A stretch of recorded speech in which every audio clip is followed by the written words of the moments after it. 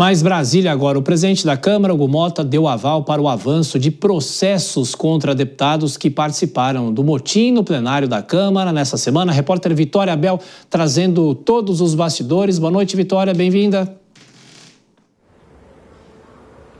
Boa noite, Tiago. Boa noite a todos os ouvintes. Pois é, o presidente Hugo Motta, agora há pouco, publicou no Diário Oficial representações contra 14 deputados federais, representações que foram feitas por partidos de esquerda, como PT e PSOL, e também pelo líder do Republicanos, Gilberto Abramo, contra os deputados que participaram das obstruções ao plenário da Câmara dos Deputados nos últimos dias.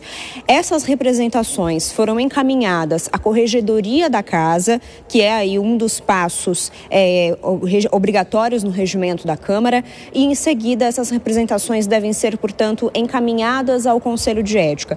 Existia no início do dia uma possibilidade de que essas representações pudessem já chegar ao Conselho de Ética ainda nesta sexta-feira, mas a mesa diretora, o presidente Hugo Motta, decidiu fazer uma reunião com todos os membros da mesa diretora para definir o que ele faria, quais os prosseguimentos que ele faria, se a própria mesa diretora iria entrar com representação ou se ele enviaria essas representações feitas por outros partidos para o Conselho de Ética. Então, a mesa diretora achou melhor, regimentalmente, enviar essas representações já protocoladas pelos partidos e pelo líder do Republicanos, Gilberto Abramo, para a Corregedoria Parlamentar. Isso chegou na Corregedoria Parlamentar, no final do dia. E aí, portanto, no início da semana que vem, esse documento, esse pedido de representação deve ser encaminhado também ao Conselho de Ética.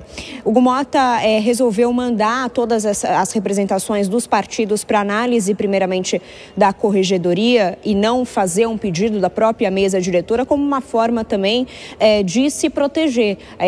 Os aliados dele disseram que é melhor que os partidos, que essas representações sejam feitas pelos próprios partidos do que a mesa diretora fazer diretamente, em nome dele, uma denúncia contra os parlamentares que fizeram parte dessa obstrução.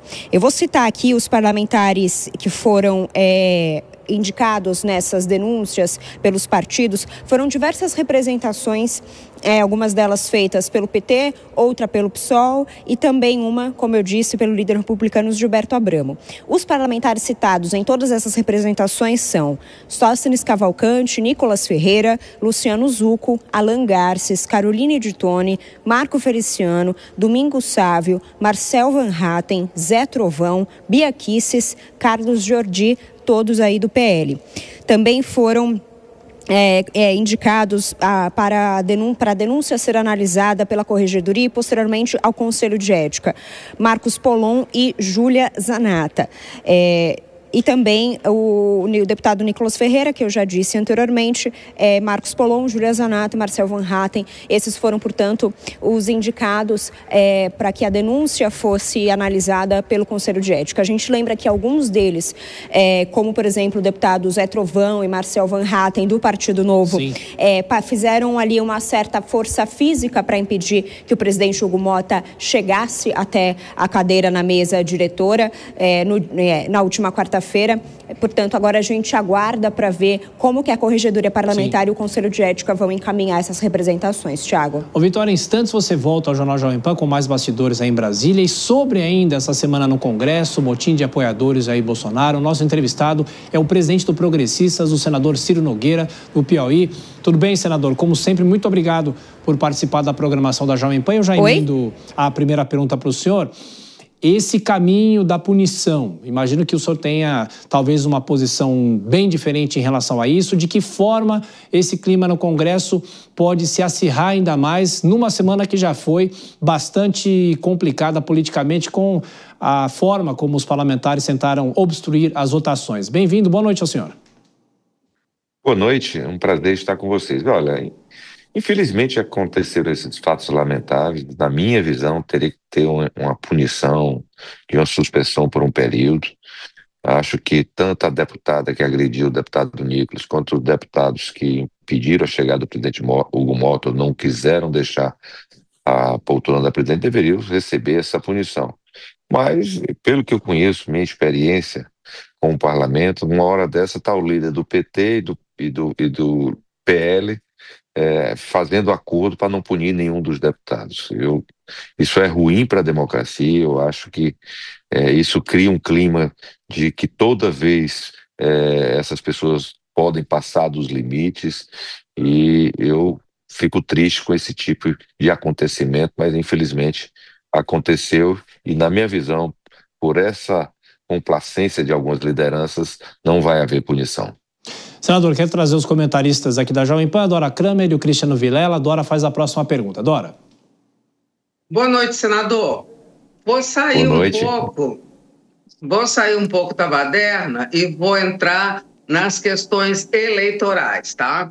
O deputado Perfeito. Eduardo Bolsonaro, ele tem sido muito contundente com relação à continuidade da ofensiva nos Estados Unidos, anunciou que vai se dirigir para a Europa para fazer o mesmo, digamos assim, trabalho.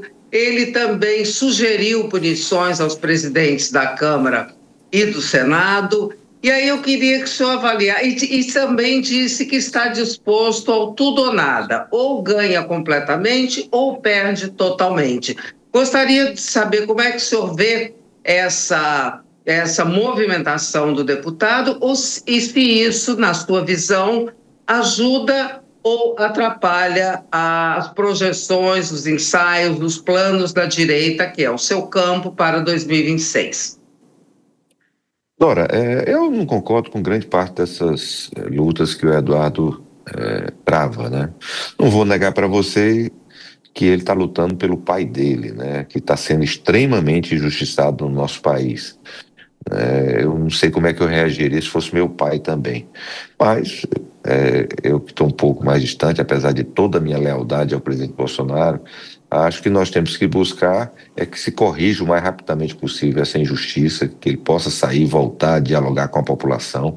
Não tem justificativa nenhuma para essa prisão, não tem justificativa nenhuma para tirar as redes sociais, a possibilidade dele se comunicar com a população, já que ele não foi condenado a nada ainda e está sendo acusado de um crime que eu tenho certeza que ele não cometeu. Então, eu espero que essas sanções contra o nosso país não aconteçam. Isso é muito ruim para os empregos no Brasil, para nossas empresas. Infelizmente, nós não temos um governo federal à altura do Brasil, capaz de dialogar e evitar que isso ocorra no Brasil. Cristiano Vilela. Senador, boa noite.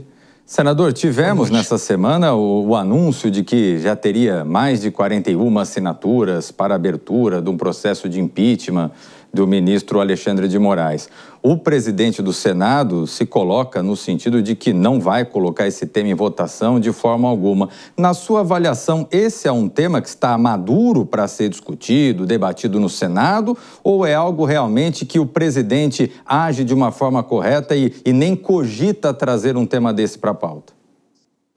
Olha, eu não vou entrar no mérito se ele está certo ou não de não abrir, mas é uma decisão dele, né? Nós que votamos nele, elegemos, e ele tem esse direito de fazer. Eu já tinha previsto isso semana passada, até foi muito criticado por as minhas declarações, por parte das pessoas que querem, às vezes, só lacrar, só querem, às vezes, até enganar um pouco a população, porque eu sempre disse que é impossível esse impeachment do ministro Alexandre, não tem número para ele, mesmo atingindo as 41 assinaturas, seriam necessárias 54 para o impeachment.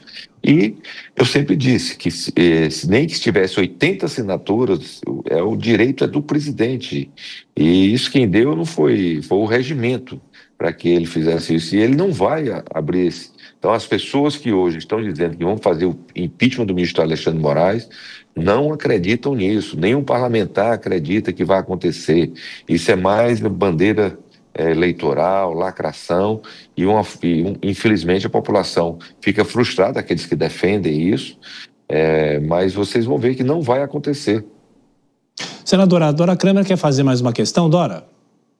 Não, na verdade, eu quero insistir na segunda parte da minha questão, senador. O senhor fez ali, foi, e não e não respondeu. Agora, vamos só esclarecer para quem está nos vendo que a lacração a que o senador se refere foi um atrito aí entre ele e o pastor Silas Malafaia, uma coisa em torno justamente dessa questão do impeachment. Mas na segunda parte da minha pergunta, o que eu perguntei para o senhor é se essa movimentação que Eduardo Bolsonaro faz e outros atos mais radicais como esse que aconteceu na Câmara, se isso ajuda ou atrapalha o campo da direita nas projeções e nos ensaios para 2026?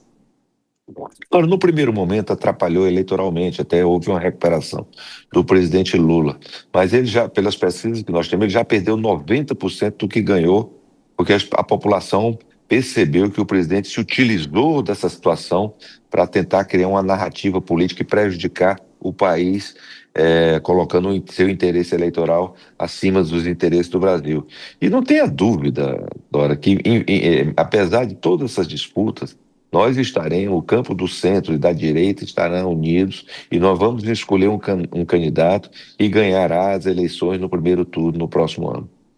O senador, o Vilela perguntou sobre impeachment e eu pergunto para o senhor sobre anistia. Hoje o presidente da Câmara reiterou que não é, nesse momento, importante para o Brasil discutir uma questão como essa, mas assim o Brasil precisa discutir os problemas pessoalmente. Claro que o senhor tem muita experiência no Congresso Nacional. Existe algum tipo de espaço? Qual seria a saída para amenizar esse movimento que nós vimos nessa semana? Olha, se o presidente Hugo falou isso, eu divido completamente, porque o presidente da Câmara e do Senado não foram eleitos, aí é o contrário. Eles têm todo o direito de não abrir um processo de impeachment contra o presidente da República, no caso da Câmara, ou contra ministro, no caso do Senado. É um direito, uma prerrogativa do presidente da Câmara. Mas o presidente da Câmara ou do Senado não foi eleito para dizer o que é que deve ser votado ou não deve ser votado. O presidente da Câmara e do Senado nem votam. Eles têm que colocar as matérias se existe o desejo da maioria. Nós fazemos parte da casa que representa a democracia no nosso país. E se você não permite que a maioria que representa a população tenha direito de votar as matérias, isso é um absurdo. Nós temos que votar isso. Existe números suficiente para aprovar tanto na Câmara quanto no Senado, e eu tenho certeza que o presidente Hugo Mota, que é um democrata, e o presidente Davi Alcolumbre também, irão respeitar o direito da maioria. Senador, de forma breve, aproveitando a participação do senhor aqui, sobre a federação União Brasil e Progressistas, existe já algum martelo batido sobre desembarque do governo? Porque integrantes dos partidos têm cargos e ministérios, enfim. De que forma o senhor deve tratar isso até o fim do ano, pelo menos?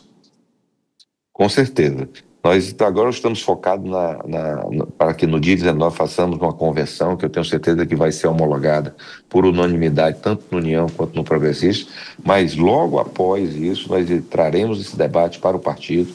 Acho fundamental nós nos afastarmos e proibirmos qualquer membro do nosso partido de participar desse governo, porque nós não concordamos com esse governo, não apoiamos esse governo, não temos identificação nas nossas bandeiras com as práticas do presidente Lula. Então será uma discussão que eu espero que aconteça logo depois da convenção. Senador Ciro Nogueira, do Progressistas, presidente do partido, muito obrigado mais uma vez pela atenção, bom fim de semana, voltaremos a nos falar. Um abraço ao senhor. Um grande abraço, foi um prazer enorme participar do jornal com vocês. Muito obrigado.